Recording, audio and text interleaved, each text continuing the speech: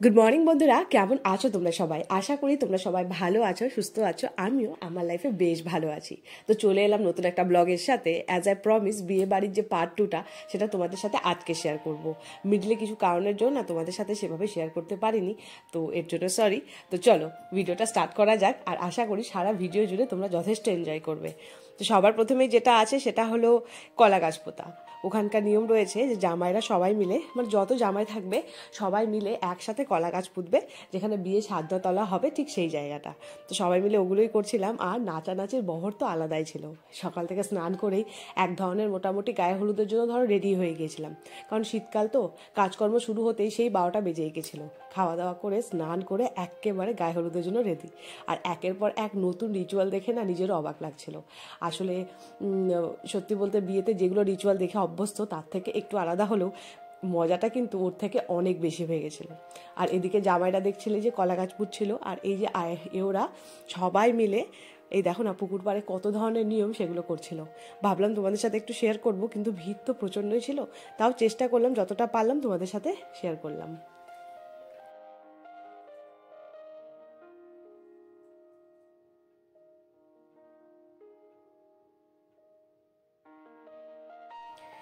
এই যে দেখলে না, দুটো পান সুপারি একসাথে ভাসিয়ে দিচ্ছিল। এটার মাধ্যমে না কিছু বোঝার চেষ্টা করছিল, মানে কোনো একটা নিয়মের মধ্যে কিছু একটা রয়েছে, সেটা আমাকে বলেছিল, আমি ওটাও ভুলে গেছি। তো যদি মনে থাকতো তাহলে নিশ্চয়ই তোমাদের সাথে শেয়ার করতাম। আর রিচুয়ালগুলো দেখে না আলাদা ধরনের অনুভূতি হচ্ছিল, কারণ আমার নিজের বিয়ের তো রিচুয়াল ঠিক সেভাবে দেখতে পারিনি। আর সত্যি বলতে আমার যে বাবা বাড়ির রিচুয়ালটা একটু হলেও আলাদা। তো আমার যত বোনদের বিয়ে হয়েছে সেগুলোতে যত আমি কাজ করেছি সেগুলোতে কিন্তু এগুলো করা হয়নি। এই দেখো জল কাটা কলসি ভরা, সমস্ত কিছু একটু একটু করে আলাদা। কিন্তু সত্যি বলতে বিয়েতে তো মেন হলো মজা, সবাই মিলে একসাথে আনন্দ করাটাই তো মেন। সেটাই করছিলাম, আর তার সাথে মানে নিত্য নতুন জিনিস দেখতে কার না ভালো লাগে বলো। এই দেখো এইভাবে যে ছেলের যে মা রয়েছে ওখানে জল কেটে যে কলসিটা আছে সেটা ভরাট করে। আর এখানে ক্ষেত্রে না ওই কলসিটা যখন ভরাট করবে তখন কিন্তু একেবারে ডুব দিয়ে পুরোটা ভরাট করতে হবে। আর যখন ডুব দিচ্ছিল তখন আমি ক্যামেরাটাই অফ করে দিয়েছিলাম, তো তার জন্য সেটা শ্যুট করা হয়নি। এই যে জল ভরা হয়ে গেছে, এরপর দিদা চলে আসছিল ওপরে।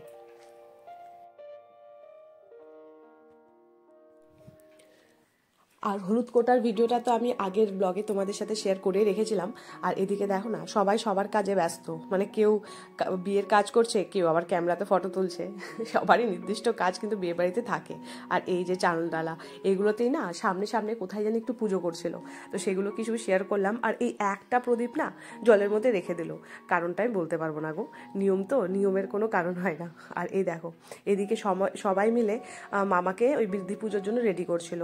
আসলে বৃদ্ধি পুজো করার সময় না মামা আর মামার যে বাবা মানে দাদু দুজন একসাথে বসেই করছিল, দিদাও আসছিল। আর অনেকেরই অনেক ধরনের রিচুয়াল ছিল। এবার কি হয়েছে বলো তো, নর্মালি যখন এও কাজ করতে হয় না তখন না ঠিক কোন কাজ কার ওপর করতে হবে এটা নিয়ে এতটাই ব্যস্ত থাকি যে বিয়েটা ঠিকঠাকভাবে এনজয় করার সময় পায় না। আর এবার সত্যি বলতে গিয়েছি তো মামা শ্বশুরের, ধরো মামি শাশুড়ির ভাই মানে শালা, মানে আমার তো মামাই হলো। তো তার জন্য মামার বিয়েতে বৌমা আর কি করবে, নিজের মতো করে মজাই করছিলাম, এদিক ওদিক ঘোরাফেরা করছিলাম, এগুলোই চলছিল। আর এই যে বাসর ঘর যেটা হবে সেখানে না এখানেও পুরোহিত মশাই পুজো করে দিল। এটাও হয়তো নিয়ম রয়েছে, এটা কিন্তু আমার বিয়েতে আমি দেখেছিলাম। আর এই যে বৃদ্ধি পুজোর কাজ কিন্তু শুরু হয়ে গেছে। সত্যি বলতে এই সময় থেকে শুরু হয় ধৈর্যের পরীক্ষা। সবাই মিলে নাচা গানা এদিক ওদিক সমস্ত কিছু হচ্ছে, আর বরমশাইকে ঠিক এক জায়গায় বসে পুরোহিতের সামনে মন্ত্রোচ্চারণ করতে হয়। সত্যি এই দিনটার কথা আমার বড্ড মনে পড়ে। সেই সময় নাচ করার এত ইচ্ছা করছিল, আর বাস পুরোহিত মশাই তো ছাড়ছিল না। ঘন্টা দুয়েকের ওপর আমার বৃদ্ধি পুজোটা হয়েছিল, আমার এখনো মনে আছে।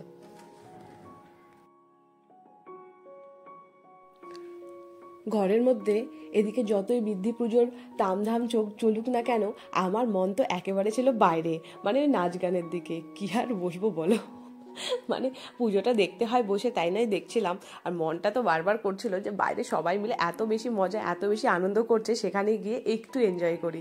তো যাই হোক, যতটুকুই পারলাম পুজো টুজো দেখে তারপর বেরিয়ে গেলাম বাইরে সবার সাথে একসাথে ডান্স করার জন্য। ওই দেখো না বেলকানি দিয়ে আমি উঁকি মেরে দেখার চেষ্টা করছিলাম যে কে কে আছে আর কে কে নেই বাইরেটাতে।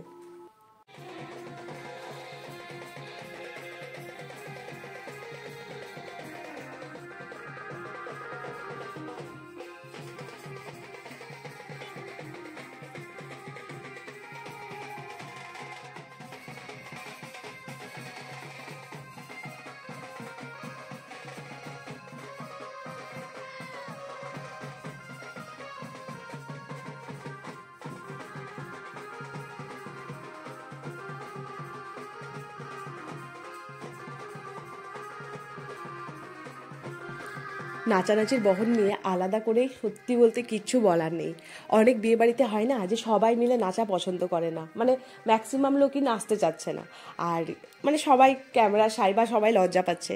আর কোনো কোনো বিয়ে বাড়িতে এরকম হয় না যে সবাই মিলে একসাথে নাচা গানা করছি, তো এটার মজাটা একেবারেই আলাদা। আর এই বিয়েতে প্রবলেমটা কি হয়েছিল বলো তো, সবাই এত সুন্দরভাবে এত ভালোভাবে ডান্স করছিল, আর সেখানে আমার ডান্সটা মনে হচ্ছিল যে কী যে করছি, শুধুমাত্র হাত পা ছুড়ছি। কিন্তু সত্যি বলতে ভেবেই গিয়েছিলাম যে দুটো দিন যে যাচ্ছি যথেষ্ট মজা, যথেষ্ট আনন্দ, যথেষ্ট ভালো ভালো স্মৃতি নিয়ে বাড়িতে ফিরবো। তার জন্য ভেবেছি যে ঠিক আছে, যেরকম পারছি না পারছি সবার সাথে তাল মিলে নেচে তো যাই। আর বিয়েবাড়িতে সবার মিলে এত সুন্দরভাবে আনন্দ হয়েছে, হয়তো তোমরা ফটো বা ক্যামেরা দেখে যথেষ্ট মানে ভিডিওগুলো দেখে বুঝতেই পারছো, মানে আনন্দের লেভেলই ছিল না। আর এদিকে আমাদের বরমশাই তো এত সুন্দরভাবে এনজয় করছিল গোটা বিয়েটাকে, সত্যি বলতে ওটা দেখে আরও বেশি খুশি খুশি লাগছিল। আর দেখো না, কোনো বয়সের সীমা নেই, যে কোনো বয়সের প্রত্যেকে এত বেশি ইন্টারেস্টেড ছিল ডান্সের প্রতি, সবাই মিলে একসাথে মজা করছিল, এটাই তো আলটিমেট ফ্যাক্টর বলো। আর সত্যি বলতে এই যে বিয়েটা ছিল আমার যে মামার বিয়ে, আর তারপর কিছুদিন আগে যে আমার বান্ধবীর বিয়ে তোমাদের সাথে শেয়ার করেছি, প্রিয়াঙ্কার বিয়ে, তো এই দুটো বিয়ে কিন্তু আমার জন্য মোস্ট ওয়েটেড বিয়ে ছিল। আর মোস্ট মানে কি বলবো, এই দুটো বিয়ে নিয়ে আমার অনেক ধরনের মানে প্ল্যানস ছিল। তো দুটো বিয়েতেই যথেষ্ট এনজয় করেছি, আর অনেক পজিটিভ, অনেক ভালো, খুব মিষ্টি মিষ্টি মেমোরিজ নিয়ে এসেছি সমস্ত কিছু থেকে, যেটা লাইফের মানে সারা লাইফ ধরে আমার খুব বেশি মনে থাকবে।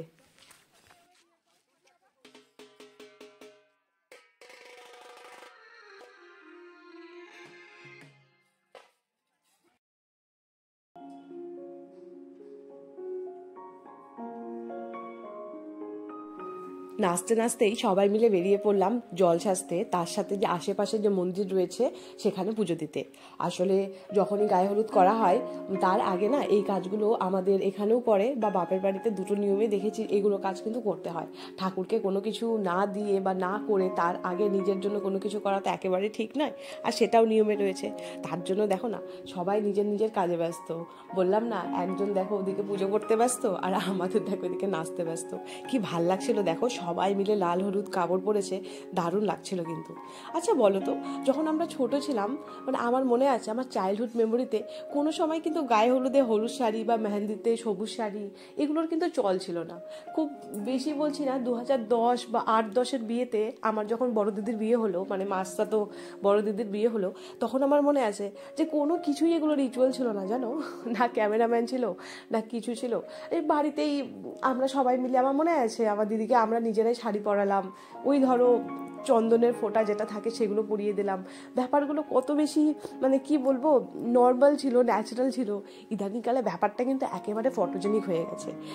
এদিককার বিয়ে তো রয়েছেই, আর এছাড়াও দেখেছি যে আমার চোখে দেখায় রয়েছে নাইনে, মানে যখন সিঁদুরদান হলো তখন 5বার শট নিতে হয়েছে ক্যামেরাম্যানকে। একবার তো অরিজিনাল সিঁদুরদান হয়ে গেছে, সেটা দেখার পর ক্যামেরাম্যান বলছে কি না না ঠিকঠাক হলো না।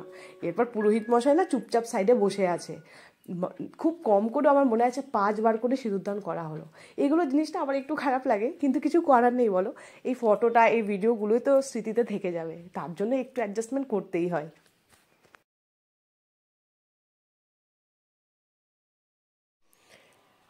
আর এইসব জল সাজতে সাজতেই ঘড়ির কাঁটা মোটামুটি 3টা ছুঁই। তখন সবাই মিলে না ওই আশীর্বাদের জন্য বেরোবে। আসলে ছেলের আশীর্বাদ আগে হয়ে গেছে, মেয়ের আশীর্বাদের দিন কিন্তু সেই বিয়ের দিনে আশীর্বাদ হতো। তার জন্য যত ওই তত্ত্বগুলো যেগুলো আগের দিন সাজিয়েছিলাম সেগুলোকেই, আগের দিন তো না সেদিনই সাজিয়েছিলাম, সেগুলোকে সুন্দরভাবে বাস্কের মধ্যে রেখে দিচ্ছিলাম। আসলে আশীর্বাদ করতে তো একটু বয়োজ্যেষ্ঠ লোকেরাই যায়, তো ওদেরকে সুন্দরভাবে জিনিসপত্র গুছিয়ে না দিলে না ওদের হয়তো অসুবিধা হতে পারে। তার জন্য আমার মামা বলছিল একটু ঠিকঠাকভাবে মামা গুছিয়ে দাও। এই যে সুটকেসটা দেখছো, সুটকেসে না প্রথমের দিকে আমি তত্ত্বগুলোকে সুন্দরভাবে সাজিয়ে রাখতেই পারছিলাম না। 3 থেকে 4টা তত্ত্ব বাইরের দিকে রেখে দিচ্ছিলাম, তো ভাবলাম যে হাতে হাতে নিয়ে যাবে, কিন্তু রাস্তা তো যথেষ্টই দূরের, ধরো না ঘন্টা 3 প্লাস, তার থেকে কম লাগবে না, তাও প্রাইভেট কারে। তো তার জন্যই বলছিল যে না এইভাবে রাখলে হবে না, একটু ঠিকঠাক করে সেট করে দিতে। তার জন্য সবাই মিলে ওগুলোই আইডিয়া বের করছিল। আর ওই পাশে না আমার বাবা দাঁড়িয়েছিল, ওইদিকে আমার হাজব্যান্ড, ওদিকে দিদা, সবাই মিলে মোটামুটি একটা আলোচনার মধ্যে চলছিলাম যে কিভাবে কি করা যায়। হলুদ তো আছে একখানে, হলুদ তো এক জায়গায় দেওয়া আছে। আচ্ছা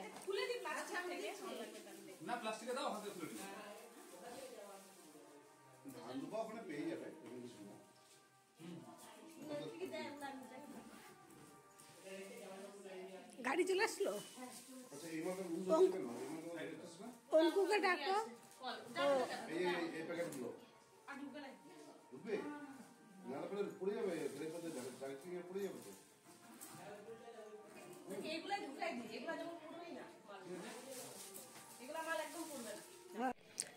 তারপর অনেকক্ষণই প্রায় মাথা লাগানোর পর অবশেষে বুদ্ধিটা বেরিয়ে আসলো যে ব্যাপারগুলো যদি এলোপাথারি করে রাখা যেত তাহলে অনেক আগে কাজটা শর্ট হয়ে যেত। কোনো কোনো সময় দেখবে যে নিজের কাজগুলো না যেটা চোখের সামনে থাকে আর খুব শর্টকাটে হয়ে যায়, সেটা কিন্তু আমরাই চোখে দেখতে পারি না।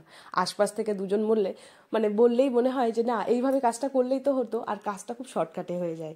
তার জন্য সত্যি বলতে না মানে মানে বলে না যে একসাথে থাকা, দলে বলে থাকার একটা মানে প্রফিট রয়েছে, ঠিক সেটাই আজকে এটা অনুভব করলাম। দেখো বাস্কের মধ্যে সমস্ত কিছু ঢুকেই গেল। আর এদিকে ফুলের তোড়াটা এনেছিল, এটা না তোমাদের সাথে শেয়ার করা হয়নি। দারুণ ছিল গো ফুলের তোড়াটা, কত ধরনের ফুল দিয়ে আর কত সুন্দর কালারফুল জিনিসটা। ছোটোবেলায় দেখেছিলাম ফুলের তোড়া, ফুলের দোকানগুলোতে থাকতো। মানে যখন আমি টিউশন পড়তে যেতাম না, ওর সামনে একটা মানে ফুলের তোড়া মানে ফুল বিক্রি হতো, সেখানে তোড়াগুলো সাজিয়ে রাখতো, কি দারুণ লাগতো। ছোটো থেকে বড় হয়ে গেলাম, একবারও কিন্তু ফুলের তোড়া কোনো অকেশনেও পাইনি। আর এদিকে ভাবছিলাম যে গায়ে হলুদের জিনিসটা মানে গায়ে হলুদের যে হলুদটা সেটা এটার মধ্যে দিয়ে দিলাম, কিন্তু সেটা যে পৌঁছাবে কখন আর মেয়ের যে গায়ে হলুদ কখন হবে সেটা সত্যি ভাবনার বিষয়। হয়তো ওরা গায়ে হলুদের অকেশনটা করে দেবে, পরে হালকা করে হলুদটা গায়ে লাগিয়ে দেবে। তো যাই হোক, সেটা তো পরের ভাবনা।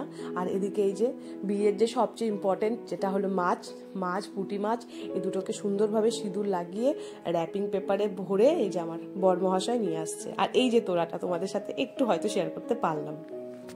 এখন শুধুমাত্র গাড়িতে ভরে দিলেই বাস সবাই মিলে রওনা হয়ে যাবে।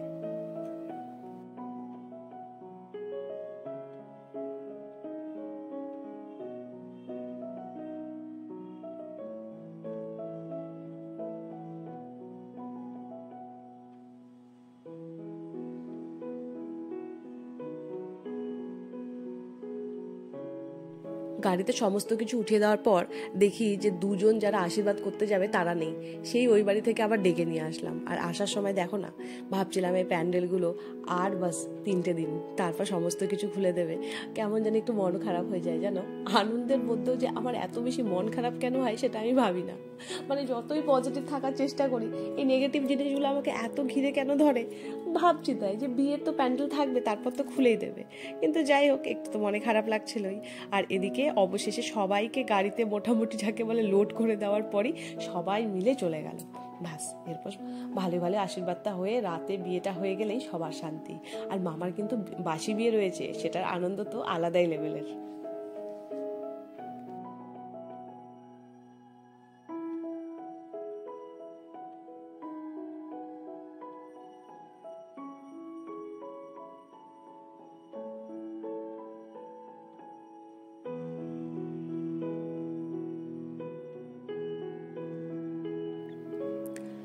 দায় দায়িত্ব পূরণের পর আবার তো সেই নাচানাচির পালা।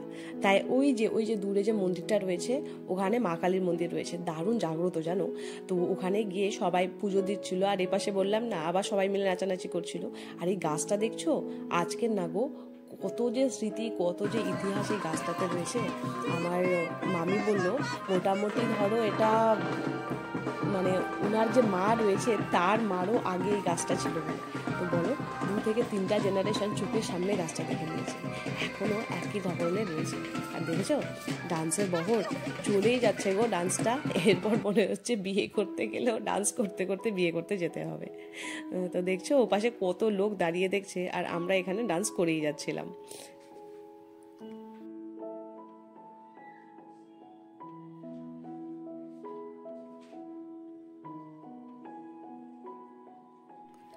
অবশেষে ডান্সের আসর সেরে আমি নিজেই বেরিয়ে পড়লাম। কিচ্ছু করার নেই গো, আরও যদি ওদের সাথ দিতাম তাহলে রেডি হতে অনেক লেট হয়ে যেত। তার জন্য খাওয়া দাওয়া করে সবার আগে একটু রেস্ট নিয়ে নিলাম। আর ওদিকে দেখছো এই যে বরমশাই রেডি হয়ে গেছে, আর এই যে আমিও। বাস অল্প আধটু কিছু বাকি রয়েছে, আর সেগুলো একটু পরে করছি। মানে বেসিক মেকআপটা না করলে না, সেই বললাম যে আয়না নিয়ে টানাটানি লাগে, তার জন্য সবার আগে রেডি হয়ে নিলাম। আর তোমরা তো শাড়িগুলো দেখেছিলে, এই যে খুব সুন্দরভাবে আমি পাট পাট করে ভাঁজ করে রেখেছিলাম। তারপরে না আর সেভাবে কোনো কিছু শ্যুট করিনি। এই যে অবশেষে বরের গাড়িটা চলে আসলো, কারণ বরের গাড়িটা ঘন্টাখানেক মতো লেট করেছিল জানো। তো অবশেষে যখন বরের গাড়ি চলে আসলো আর এত সুন্দর ডেকোরেশন, এত সুন্দরভাবে সাজিয়েছে কি আর বলবো, দেখে তো খুব ভাল লাগছিল গো।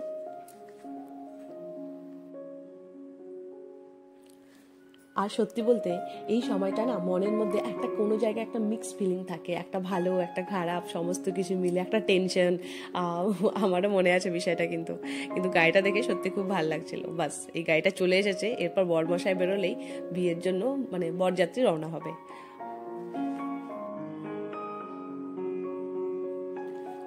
অবশেষে চলে এলো সেই মুহূর্তটা যখন সবাই মিলে একসাথে বরযাত্রী হিসাবে রওনা দেব। শুধুমাত্র বরমশাইয়ের অপেক্ষা। আর ওই দেখো বরমশাইও বেরিয়ে গেছে, কে কে যাবে গাড়িতে সেটা নিয়ে জল্পনা হচ্ছিল। কিন্তু বাপু আমি যতবারই বরযাত্রী গেছি বাসে গিয়েছি বা কোনো বড় গাড়ি হলে সেটাতেই গেছি, কারণ সেখানে না বেশি মজা হয়। আর গাড়িতে যদি এই ধরনের গাড়ি হয় তাহলে চুপচাপ বসে একভাবে ঘুমোতেই যেতে হয়। আর বাস হলে সবাই মিলে আড্ডা গল্প নাচানাচি সমস্ত কিছু করতে করতে যাওয়া যায়। আর দেখো বিয়ের আগেও সবাই একতাল নেচে দিচ্ছে। আর ওই যে আমরা চলে যাচ্ছিলাম ওদিকে, ঠিক বাসটা দাঁড়ানো ছিল ঠিক সেই সাইডে।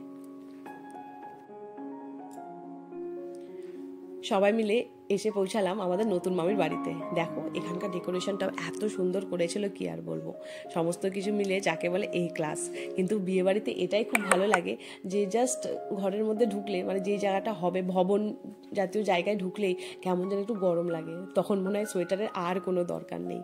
তার জন্য গায়ে সোয়েটারটা পরে এসেছিলাম বটে, পরের দিকে খুলে দিয়েছিলাম। আর ওই দেখো আমার ছোট যা, আর ওপাশে ওই যে মামি, মানে কি বলবো এত ভিড় লেগে গেছিলো, এ বসছে সে বসছে। আর যখন বিয়ে হয় না ঠিক সেই সময়টা দেখবে সাজনাতলায় আশেপাশে একেবারে বসা যায় না। আর ওপাশটাতে দেখেছো সবাই কি সুন্দরভাবে চেয়ারে বসে পড়েছিল, আর আমি এদিক ওদিক ক্যামেরা করতে গিয়ে আমি একটাও চেয়ার পাইনি জানো। পরে দেখি যে দুজন মিলে দুটো চেয়ার দিল। আর ওই যে বরমশাই এখন জামা কাপড় চেঞ্জ করতে গেছে, থাকে না ওই যে মেয়ের বাড়ির সমস্ত জিনিসপত্র দিয়ে যে বিয়েটা করবে, তো তার জন্যই ঠিক ওদিকে নিয়ে যাওয়া হচ্ছিল। আর যে যার কাজে ব্যস্ত। এই যে ডান্স, সারা ভিডিও আমি এডিট করতে গিয়ে দেখলাম যে আমরা এত বেশি ডান্স করেছি কি আর বলবো। তো যখন ভিডিও করেছি তো ভাবলাম তোমাদের সাথেও শেয়ার করি, কিন্তু ডান্সটা চরম লেভেলে হয়েছিল। তো বন্ধুরা আজকের মতো ভিডিওটা এই পর্যন্তই রাখলাম, আশা করি তোমাদের ভালো লাগবে। যদি ভালো লাগে তাহলে লাইক করো, কমেন্ট করো আর সাবস্ক্রাইব করে আমার চ্যানেলটার পাশে থেকো যদি চ্যানেল নতুন হয়ে থাকো। আজকের মতো এখানেই, কালকে ঠিক সকাল 10:30টায় বিয়ের সেকেন্ড পার্টটা নিয়ে নিশ্চয়ই চলে আসবো। ততক্ষণের জন্য ভালো থেকো, সুস্থ থেকো, পরিবারের সকলকে নিয়ে ভালো থেকো। আজকের মতো টাটা।